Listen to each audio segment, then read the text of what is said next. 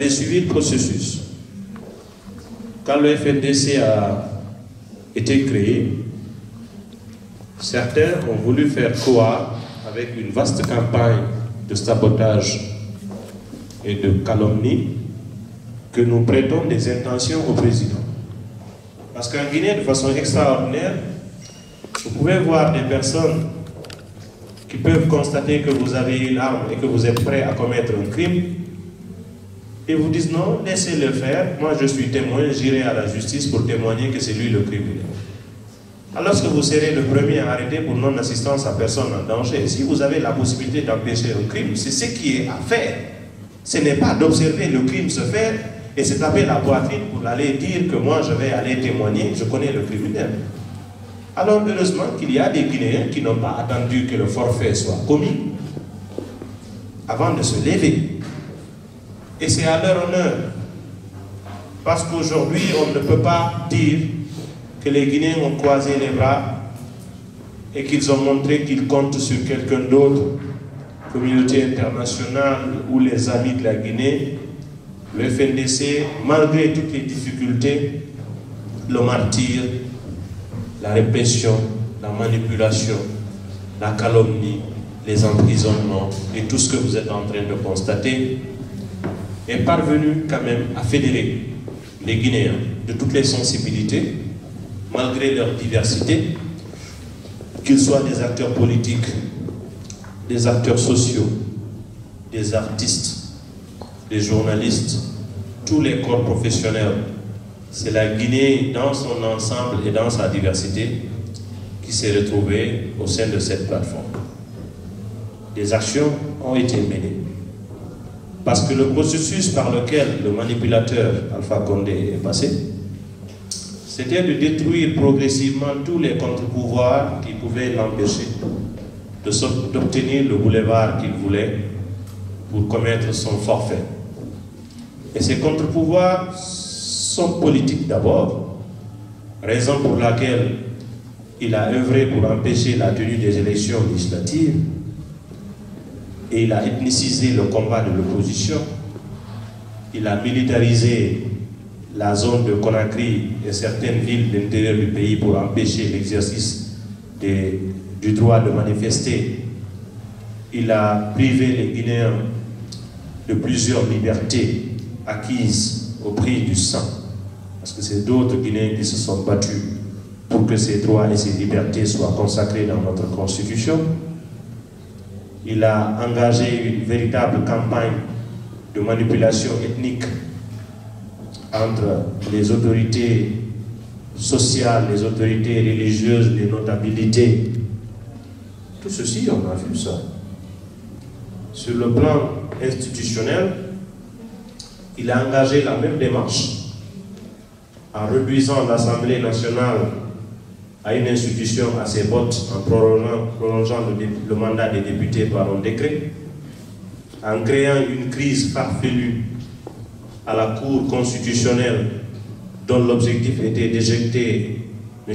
Kéléfa Sall, paix à son âme, pour y mettre des juges domestiqués qui prennent des décisions après avoir consulté le président, donc une justice politique, avec des procureurs qui ne savent se réveiller que quand les intérêts du président et son clan sont menacés.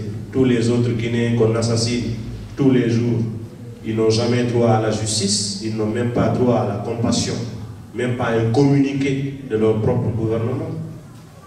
Avec des forces de défense et de sécurité manipulées à souhait par les décrets de nomination fantaisistes et favoritistes, avec de l'argent distribué pour motiver des gens dont le seul mérite, s'il mérite, il y en a, c'est de tuer sa propre population.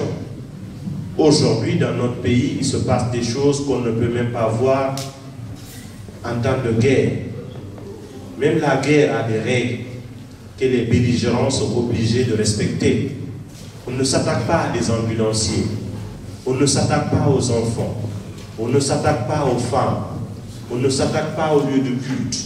Aujourd'hui, on n'épargne pas les cimetières, on n'épargne pas les mosquées, On n'épargne pas les cortèges funèbres, on n'épargne pas les ambulanciers, des jeunes filles, des enfants qu'on tire à bout portant. Un gouvernement qui fait chaque communiqué correspond à un gros mensonge, de la manipulation. On crée une situation à Cancan pour espérer qu'une autre communauté, en l'occurrence en Moyen-Guinée, va réagir. On brûle des épaves à la casse pour espérer qu'une autre communauté va réagir contre une autre. C'est cela la gouvernance Alpha Condé, et toutes ces manœuvres, c'était de mettre les Guinéens dos à dos, de faire revivre les tensions ethniques par lesquelles il est arrivé au pouvoir à travers cette manipulation pour obtenir ses fins politiques.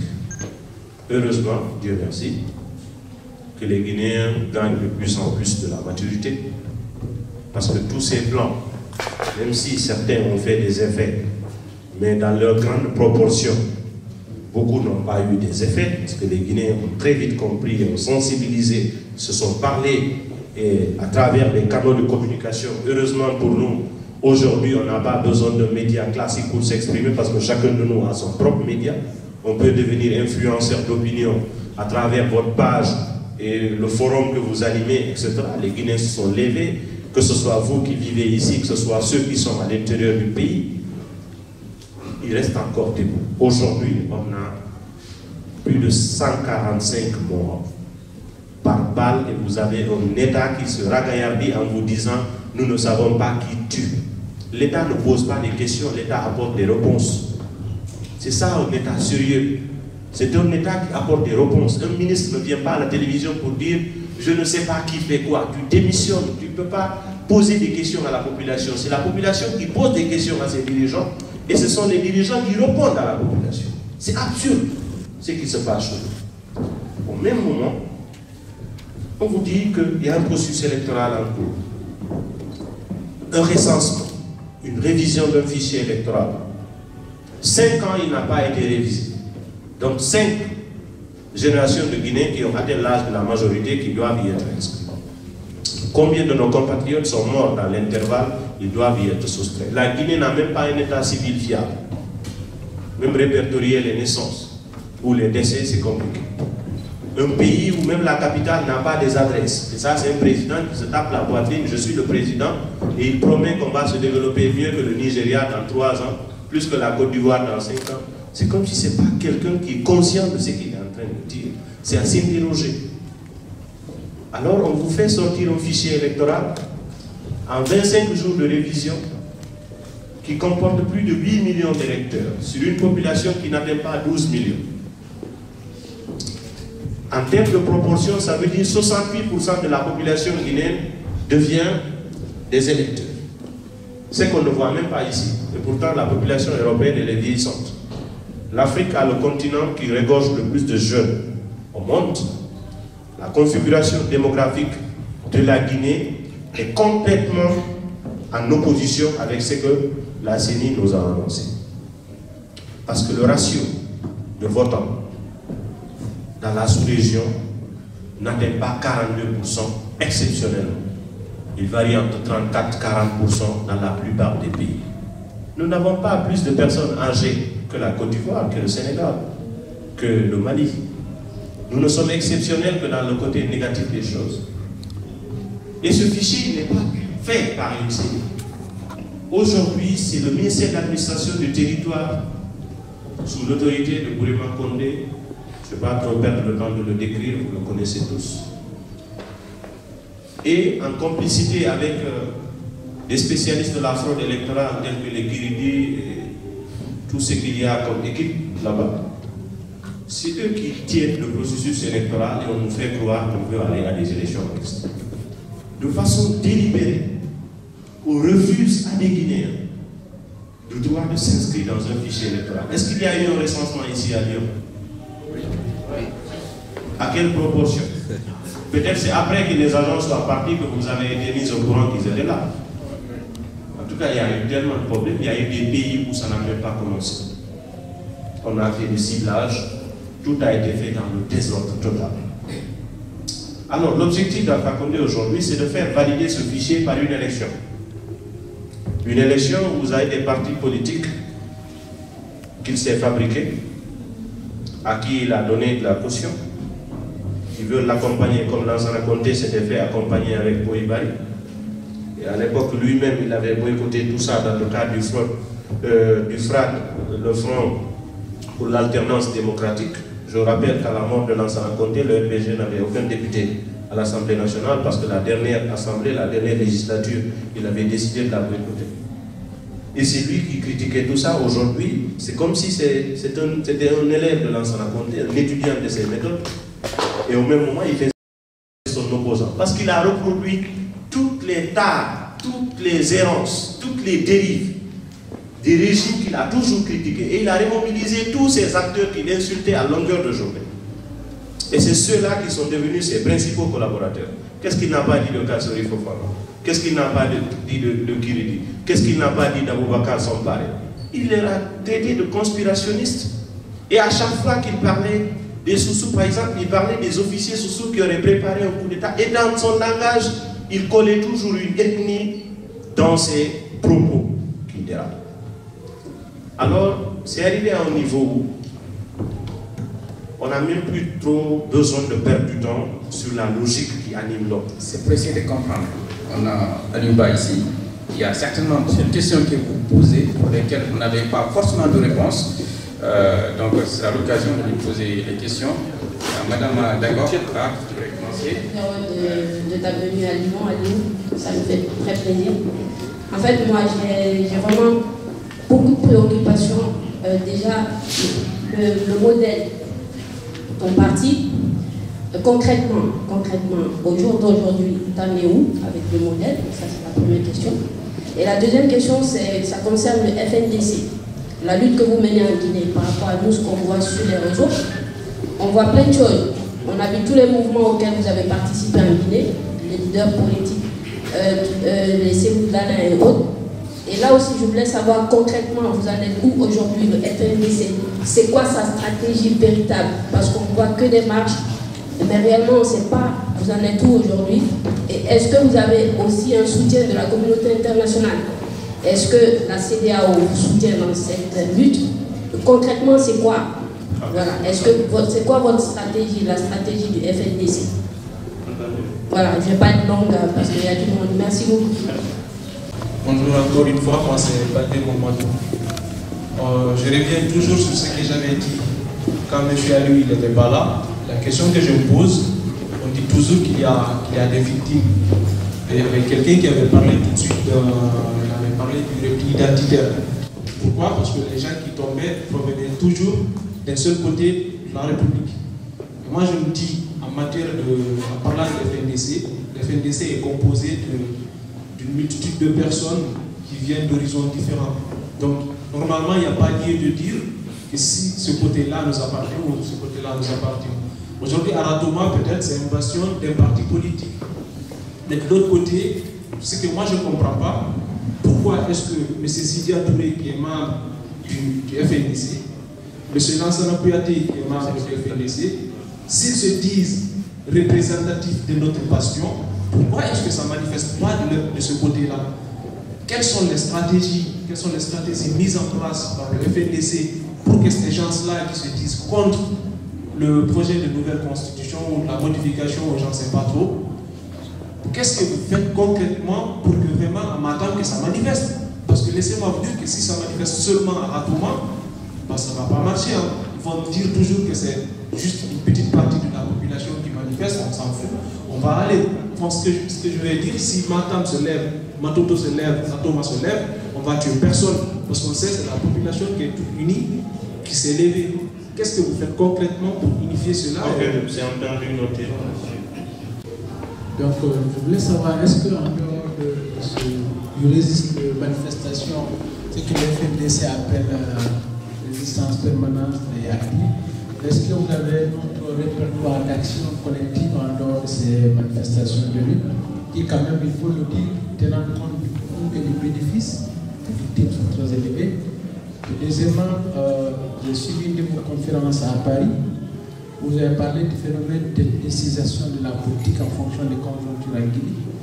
Et je pense qu'il y a un phénomène de construction des mentalités, de fabrication des mentalités en Guinée. comment comptez-vous dans votre projet de société déconstruire ce phénomène aujourd'hui d'ethnicisation de la politique en Guinée? Merci. Alors, j'ai pris 3 questions. Je pense qu'elles se recoupent à l'exception de la question spécifique sur l'ethnicisation du débat. Ma conférence à Paris semble avoir eu assez d'impact en termes de compréhension. Parce que j'ai choisi d'expliquer l'ethnostratégie selon une approche historique et sociologique. Alors, je commence d'abord par les questions relatives sur le FNDC. Je n'ai pas vocation à dire ici en public quelles sont nos stratégies, sinon elles cessent d'être des stratégies. Je ne suis pas suivi que par des sympathisants du FNDC, des militants du FNDC. Donc, considérez que les stratégies, elles sont internes, évidemment. Et ce qui se fait concrètement, il y a une résistance qui est active, permanente, qui prend la forme d'une campagne de désobéissance. Il faut qu'on arrête de se dire c'est parce qu'il y a des manifestations qu'il y a des morts et qu'il faudrait renoncer aux manifestations. Les manifestations sont codifiées dans notre constitution comme étant un droit qui est accordé aux Guinéens pour s'exprimer. Vouloir dire qu'il faut renoncer à cela, c'est vouloir remettre en cause un droit fondamental qui est acquis. Il faudrait plutôt s'employer à dire que ceux qui tuent pour les manifestations arrêtent de le faire parce qu'il n'est pas normal de tuer. Il ne faudrait pas qu'on soit comme certains équilibristes qui ne veulent pas afficher leur position pourtant connue, à se dire qu'il faut renvoyer dos à dos. C'est l'opposition qui est responsable, c'est l'État qui est responsable, tout le monde est coupable, tout le monde est victime. C'est une absurdité que l'on peut entendre qu'en Guinée, qui est portée par certaines personnes qui n'ont pas le courage de dire clairement leur position. Sinon, on ne peut pas être à la fois son propre bourreau et sa victime. Ça n'a pas de sens. À partir du moment où la Constitution autorise la manifestation comme étant une forme d'expression, il appartient à l'État de l'encadrer. Rappelez-vous, combien de manifestations nous avons organisées au sein du FNDC qui ont mobilisé des centaines de milliers de Guinéens et même des millions de Guinéens dans nos rues, et qu'on sorte à 10 h, qu'on rentre à 17 h sans qu'un œuf soit cassé. Les manifestants ne sont pas violents en Guinée. Et quand tu viens sur la question que vous avez posée, en l'occurrence dire il faut demander à telle zone aussi de faire, l'idéal serait que tout le monde se bouge. Mais il ne faudrait pas faire un frein à la lutte que nous avons à mener. L'un des plus grands symboles de la lutte contre l'apartheid, c'est Soweto. Soweto n'est qu'un quartier de Johannesburg, ce n'est même pas une ville. L'un des symboles de la lutte contre le racisme, les droits civiques aux États-Unis, c'est Harlem. Harlem, ce n'est même pas l'équivalent d'un quartier, tellement que c'est petit dans la commune de Manhattan. On ne peut pas dire que tout le monde va bouger au même moment de la même manière. Tous les Noirs n'ont pas lutté contre l'apartheid en Afrique du Sud, mais ils en ont tous été bénéficiaires. Cela n'a pas empêché d'autres de le faire.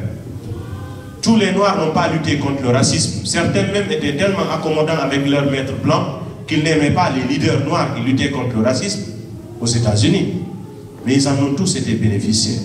Il y a une image qui a marqué le monde en 2008. Quand les gens ont vu le révérend Jesse Jackson fondre en larmes le jour de l'investiture de Barack Obama, par la suite, certains ont posé la question, est-ce que c'était l'émotion qui était liée à l'investiture?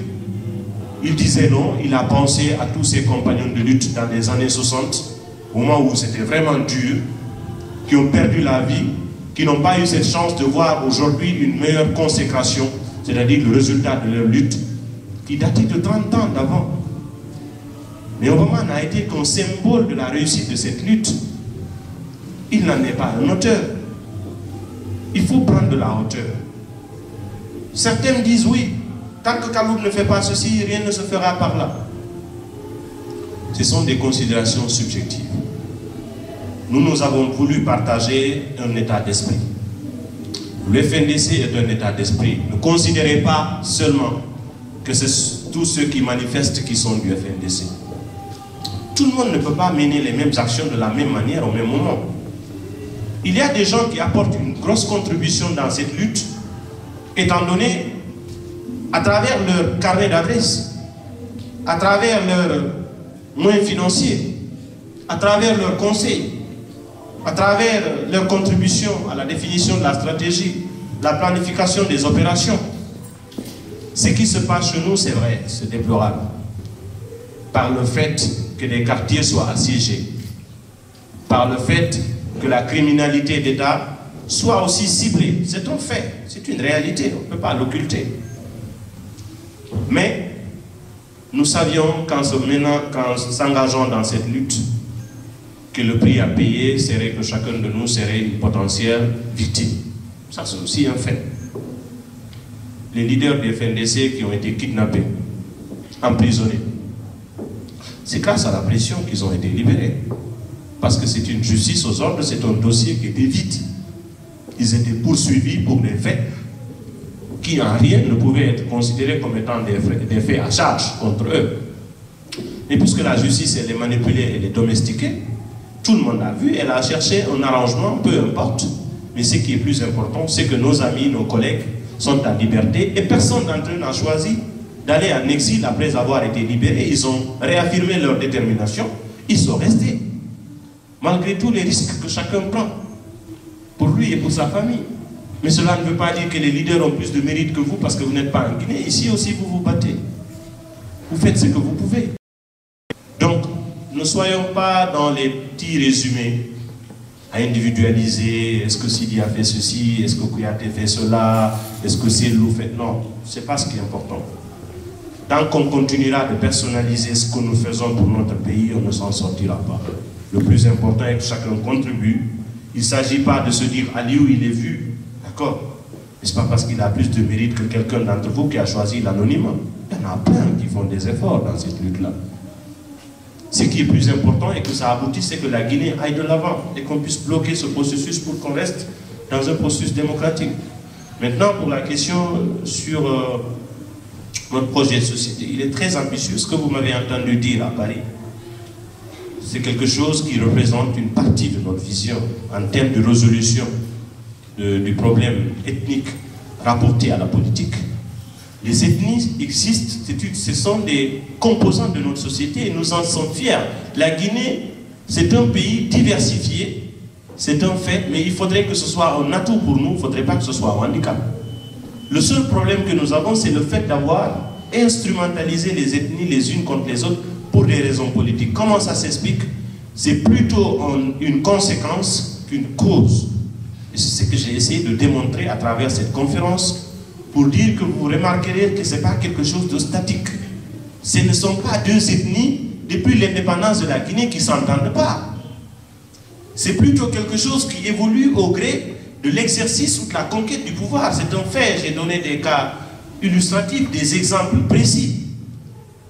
Si demain vous arrivez au pouvoir, si les choses ne changent pas, vous êtes Konyanké et que votre principal opposant est Baga, ils vont tout faire pour faire comme si les Konyanké et les Baga ne se sont jamais entendus en Guinée.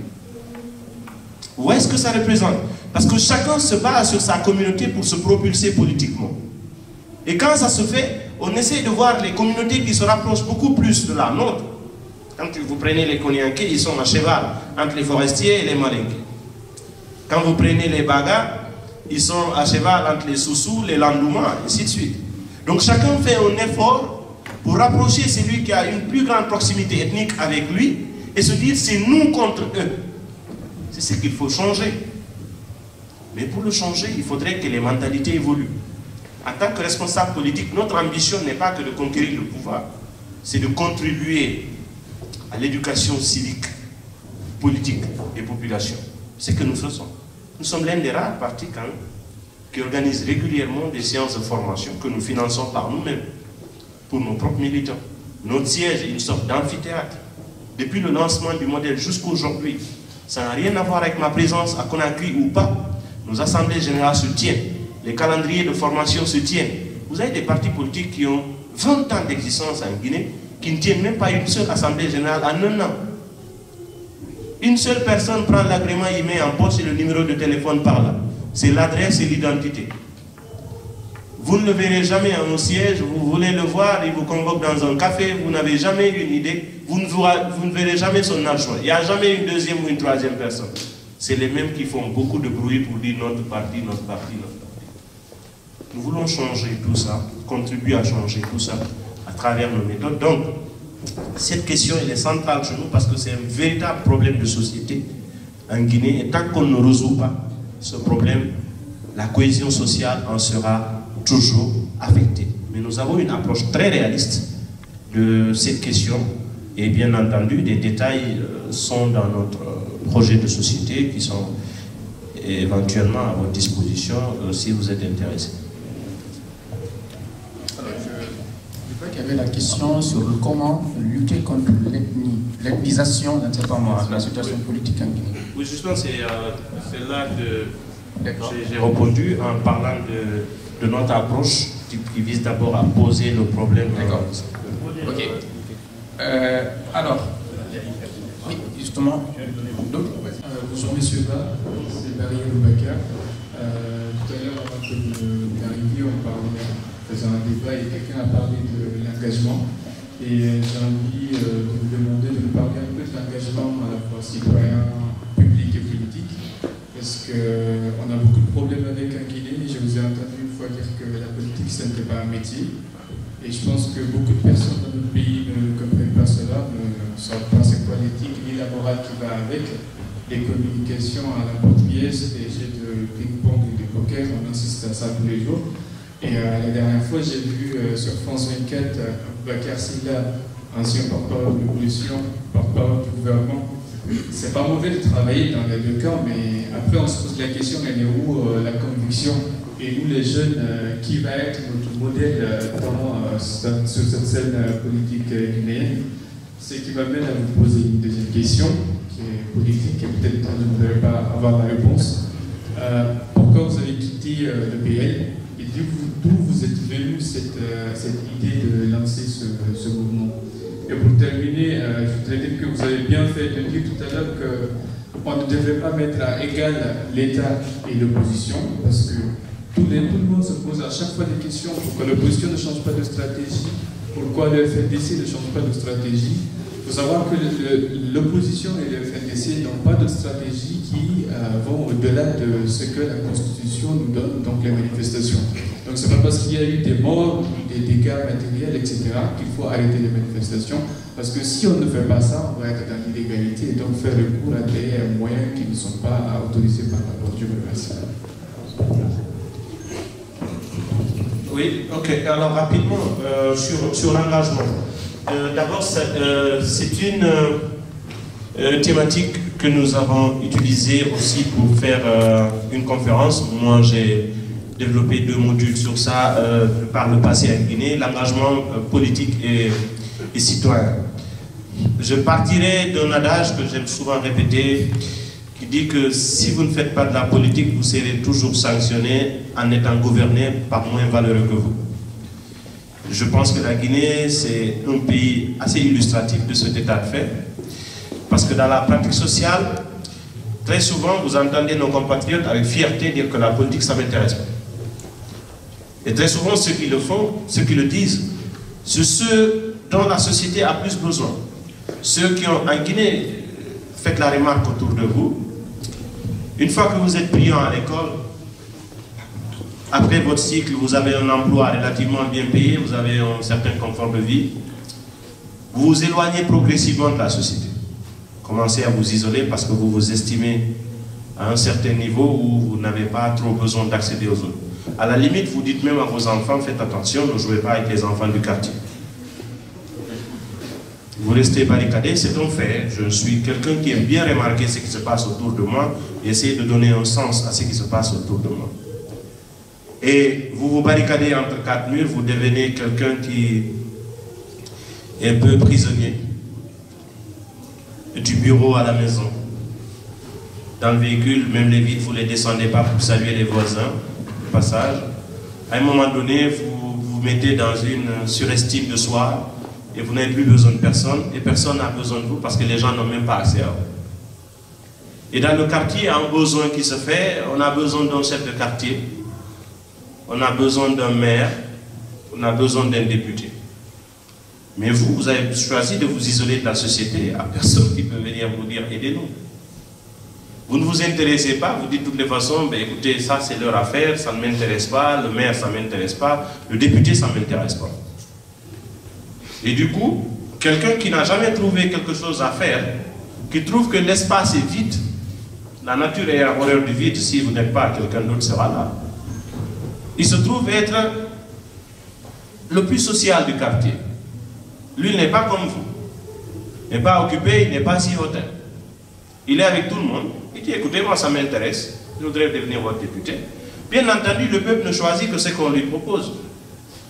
Si vous ne montrez pas votre intérêt à apporter quelque chose aux gens, et bien entendu, ils ne viendront pas dans votre domicile pour dire s'il vous plaît, ou il paraît que vous avez un PhD, il paraît que vous touchez 6 000 €, il paraît que vos enfants vont en France, donc s'il vous plaît, venez, vous allez devenir notre maire.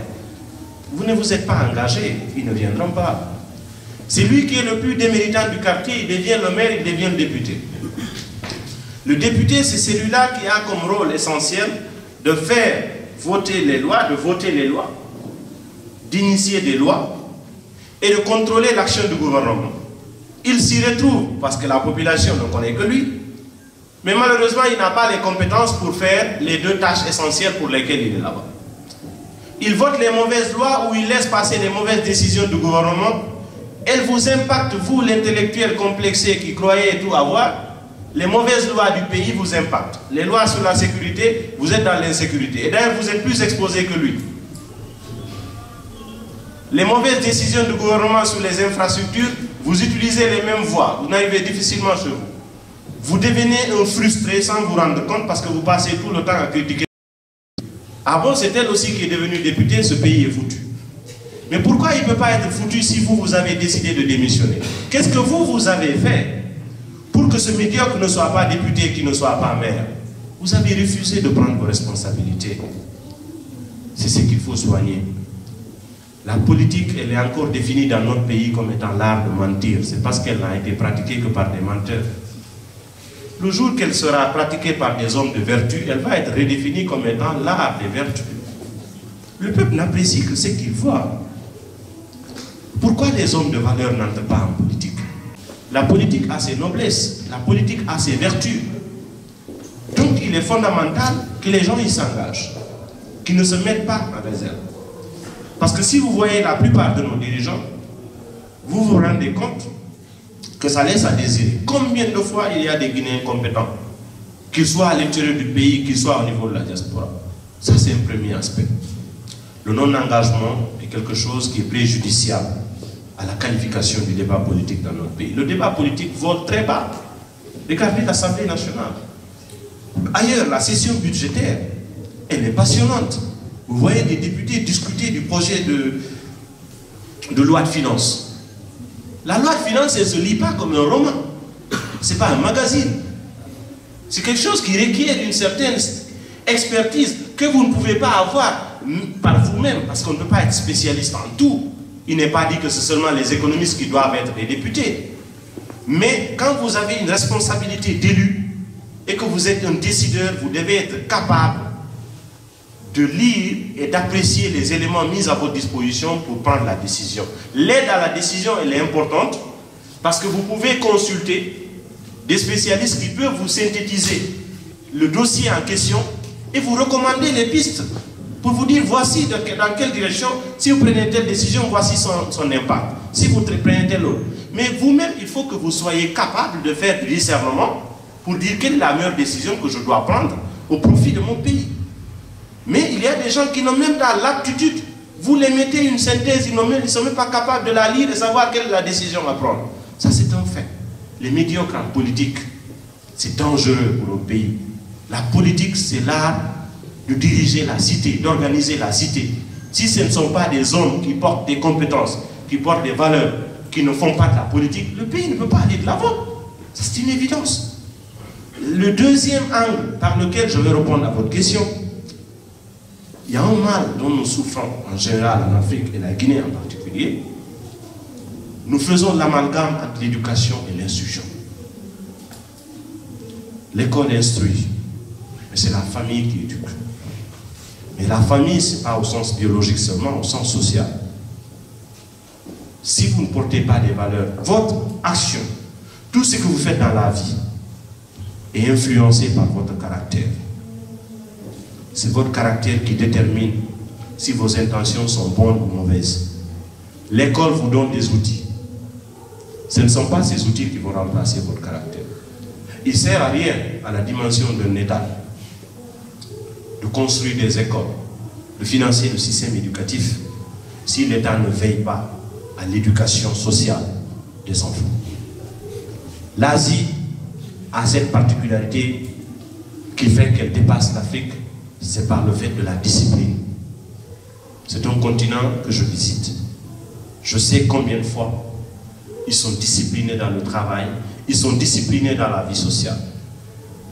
Quelles que soient nos compétences, si nous n'y mettons pas la discipline, nous n'allons jamais évoluer. Pourquoi dans un pays, c'est l'armée qui est pratiquement le corps le plus efficace et le plus stable de tous les organismes? C'est à cause de la discipline. Alors nous, par exemple, on ambitionne quelque chose en termes de projet pour corriger cet état de fait, en faisant en sorte qu'on établisse un pont entre la responsabilité parentale, l'autorité parentale, et la responsabilité étatique au niveau du système éducatif de base. Je sais que pour ceux qui ont grandi en Guinée, vous vous souvenez que nous avions les associations des parents d'élèves. Ça, c'est une réflexion que j'essaie de faire, sur laquelle j'ai posé un écrit. Ça fait 4 ou 5 ans maintenant. On essaie de la renforcer, de la partager. Les associations des parents d'élèves avaient un rôle très important dans le suivi de l'éducation de l'enfant. Parce qu'il y avait un pont entre l'école et la famille. Chacun sait le rôle qu'il doit jouer pour l'enfant parce que les deux doivent se compléter. Quand ça se limite qu'à l'école, ça ne sert à rien. Il faudrait bien que la famille puisse savoir quel est le cadre dans lequel on a mis l'enfant et qu'est-ce que vous devez jouer comme rôle pour que cela soit suivi. Parce que normalement, pour un État, chaque enfant doit suivre un cheminement qui est préétabli pour savoir exactement ce qu'il peut être demain. Il peut y avoir des marges d'erreur, parce que c'est humain, c'est pas parfait. Mais le rôle de l'État, c'est de pouvoir schématiser la carrière de chacun de nous. Dès l'enfance, nous n'avons pas tous les mêmes talents.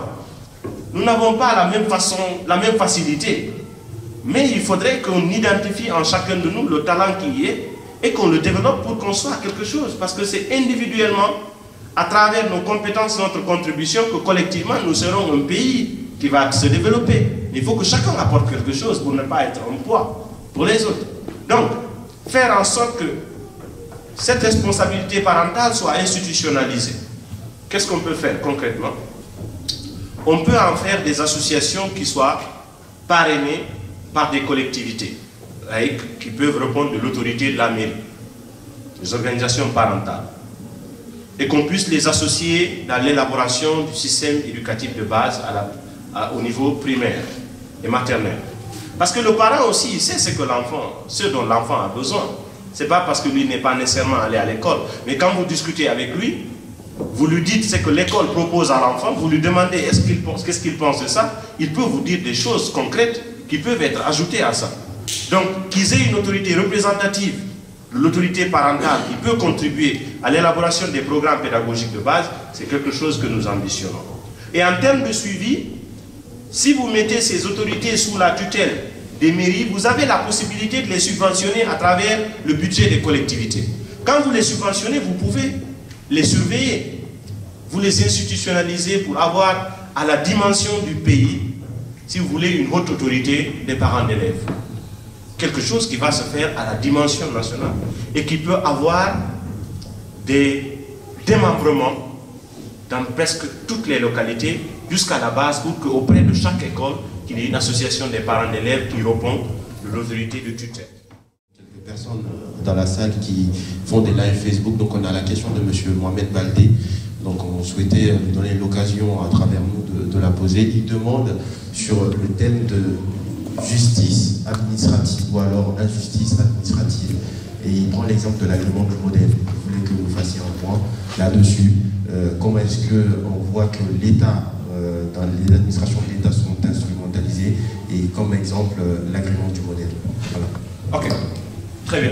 Alors, rapidement, pour l'agrément du modèle, je rappelle que la loi guinéenne consacre la pluralité politique. Nous avons choisi le système de multipartisme intégral. Ça veut dire que tous les Guinéens ont le droit de s'organiser en parti politique, moyennant des conditions qui sont prévues par la loi en termes de documents à mobiliser, de critères à réunir. Le modèle ne s'est pas dérogé de la règle. Nous avons respecté toutes les étapes de la procédure et nous nous sommes fait accompagner par un cabinet spécialisé de ces questions de droit administratif et un cabinet d'huissier, le cabinet de Maître Albert Zopélemou, bien connu en Guinée.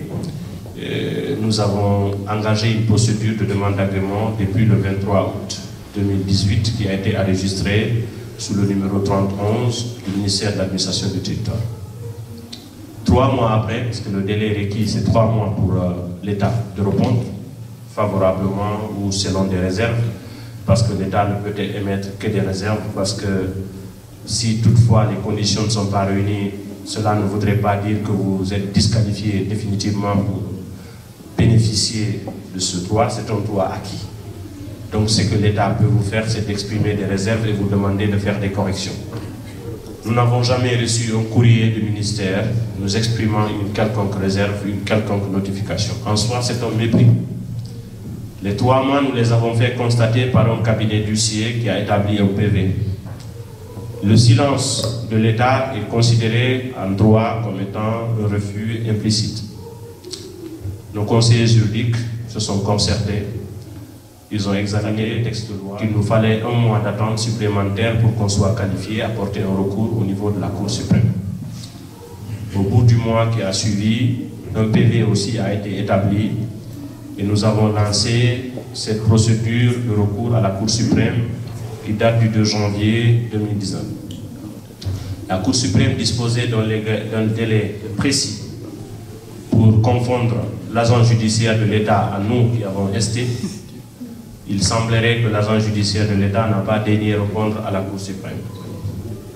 La procédure elle est restée éternelle dans les couloirs, dans les tiroirs de la Cour suprême de Guinée, qui est l'institution supérieure de recours, qui jusqu'à présent en complicité avec l'exécutif, parce que ce n'est pas un mystère, ce sont des ordres qui sont venus de la présidence pour refuser au modèle son agrément, sous prétexte que nous avons un discours qui ne plaît pas au vieux président qui pense que le pays lui appartient, la justice lui appartient, le droit c'est lui, comme Conté disait que la justice c'était lui. Alpha Condé aujourd'hui aussi a montré que la justice c'est lui. C'est en fonction de ses humeurs et de ses intérêts politiques. Mais ceci ne nous a pas démotivés. Nous sommes encore en recours. Les délais sont arrivés à expiration. Le modèle encore n'est pas agréé, mais c'est un cas d'injustice assez flagrant qui quand même indigne tous ceux qui voudraient que la Guinée aille de l'avant. Aujourd'hui, nous faisons partie des partis politiques qui proposent les meilleures alternatives sur l'échiquier national. Mais ceux qui l'ont fait ont pensé que c'était une façon de nous anéantir et de nous démobiliser. Ils ont quand même constaté l'effet contraire, parce que plus le modèle est victime d'injustice, plus les membres du modèle deviennent motivés à continuer la lutte. Pour terminer, je le dis ailleurs, c'est pour un peu ironiser, mais c'est illustratif. Le modèle, c'est comme l'enfant qui naît, à qui la mairie refuse un extrait de naissance.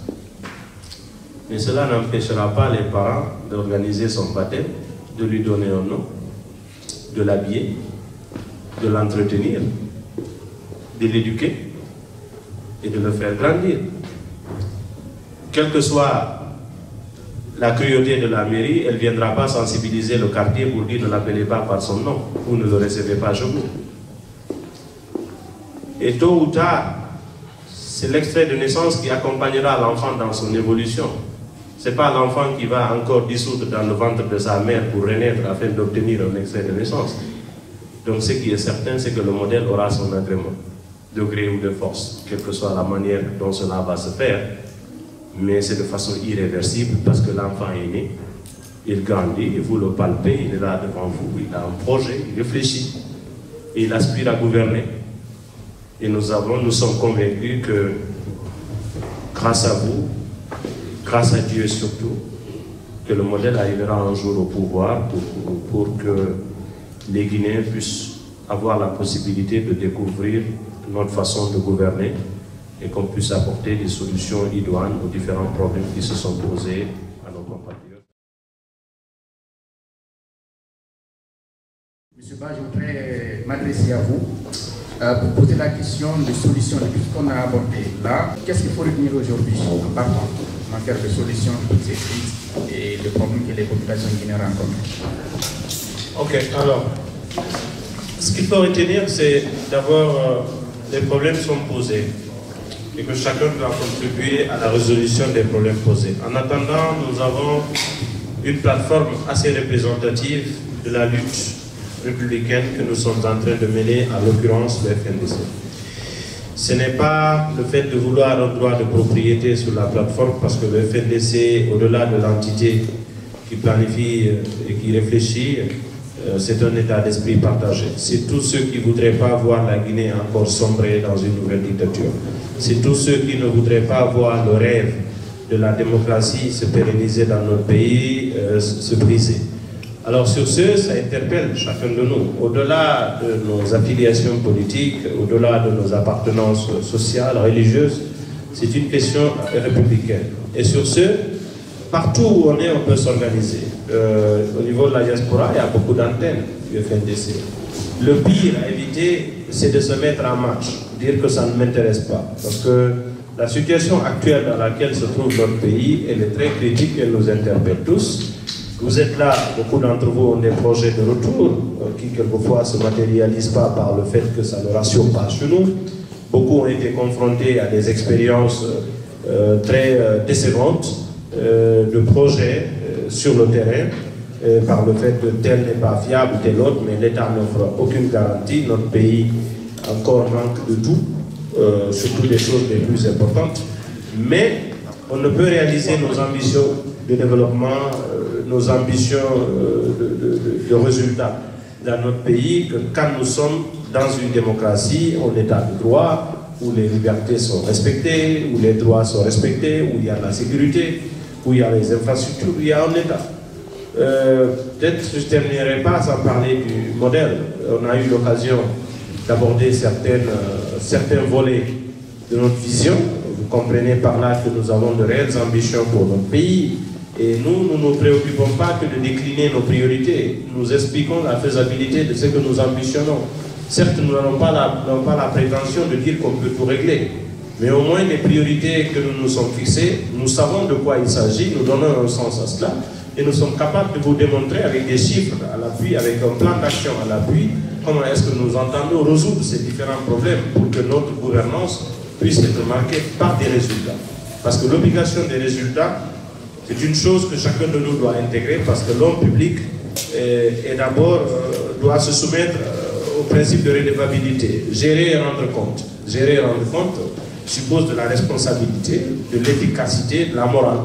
Et ça, nous entendons marquer à travers notre contribution au débat national quelque chose d'innovant, quelque chose de singulier par la qualité de notre projet, l'exemplarité de nos dirigeants, de nos responsables et surtout la pertinence de ce que nous partageons avec nos compatriotes. Donc, je pense qu'il était question après cette rencontre, parce qu'il y a eu mise en place d'une section du modèle sur Lyon, à l'instar de ce que nous faisons dans à Lille. Je vous invite à vous joindre à la dynamique, à construire ensemble et aussi à apporter votre contribution dans la vision globale du pays à travers votre implication dans votre pays de résidence. En tout cas, le modèle est à votre disposition. Vous avez des responsables qui sont là devant vous. Je pense que le reste du travail, il leur appartient de vous décliner comment ça va se faire. Je vous remercie.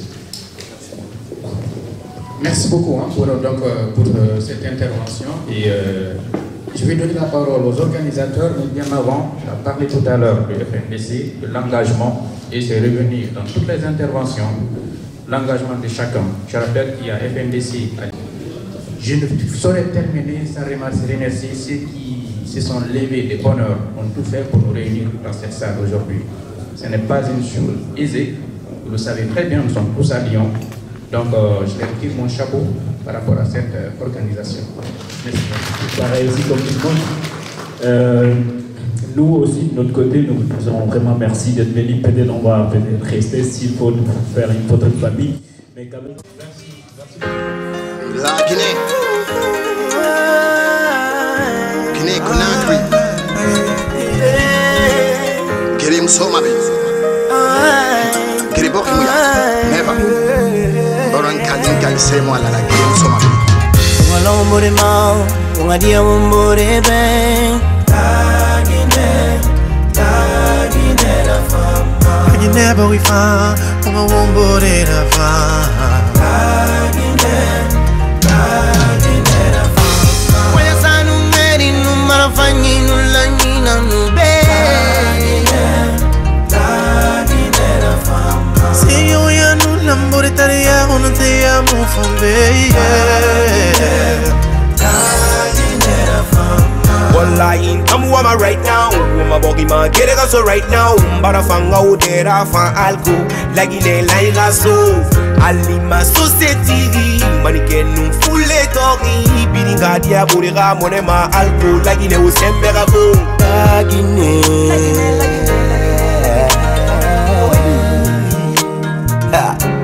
Missing.